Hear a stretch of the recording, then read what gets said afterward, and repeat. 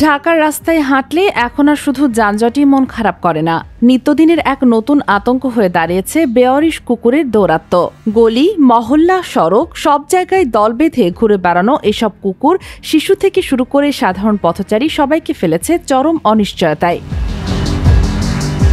ঢাকায় বর্তমানে বেওয়ারিশ কুকুরের সংখ্যা ৭০,০০০-এরও বেশি। প্রতিদিন শহরের অলিগলি ও প্রধান সড়কে ১০ থেকে ২০টি কুকুরের দলে ঘুরে বেড়াতে দেখা যায়। স্কুল কলেজের শিক্ষার্থীরা সবচেয়ে বেশি ভুক্তভোগী। রাতে বাড়ি ফেরা, ভোরে হাঁটতে বের হওয়া সবার জন্যই এখন ভয় নিয়ে চলার বিষয়।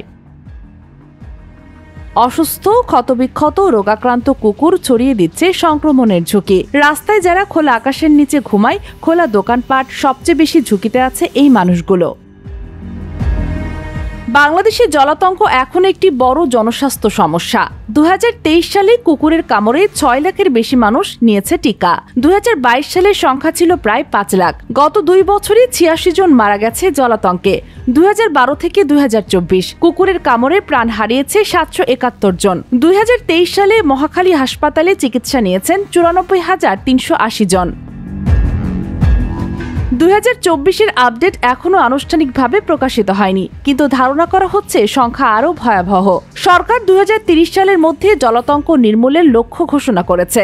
গত ১০ বছরে টিকাপ্রাপ্ত কুকুরের সংখ্যা ২৪ লাখের বেশি। যে কোনো দেশে যদি ৭০% কুকুরকে টিকা দেওয়া যায়, জলাতঙ্কের সংক্রমণ চক্র ভেঙে পড়ে। কিন্তু মূল সমস্যা হল বন্ধ্যাত্বকরণ বা নিউটারিং কার্যক্রম খুবই সীমিত।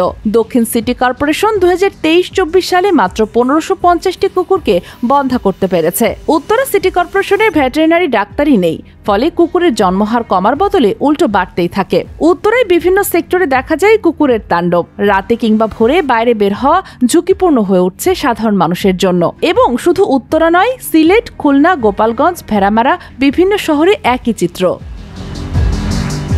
কুকুরের এই অত্যাধিক বৃদ্ধির মূল কারণগুলো স্পষ্ট: বন্ধ্যাত্বকরণ কার্যক্রম ধীরগতি, টিকাদান কভারেজ প্রত্যাশিত স্তরে না থাকা, রাস্তার বর্জ্য ও খাবারের প্রাচুর্য, অসুস্থ কুকুরের যথাযথ চিকিৎসার অভাব, প্রাণী ব্যবস্থাপনায় লোকবল সংকট, জনগণের সচেতনতার ঘাটতি। বিশেষজ্ঞরা বলছেন, বেওয়ারিশ কুকুর সমস্যার সমাধান একদিনে সম্ভব নয়, প্রয়োজন বৈজ্ঞানিক পরিকল্পনা। বাংলাদেশের প্রাণী কল্যাণ আইন অনুযায়ী কুকুর নিধন সম্পূর্ণ নিষিদ্ধ। শুধুমাত্র গুরুতর অসুস্থ মানুষের জন্য চরম ঝুঁকিপূর্ণ হলে ভেটেরিনারি বোর্ডের অনুমতিতে ব্যবস্থা নেওয়া হয়।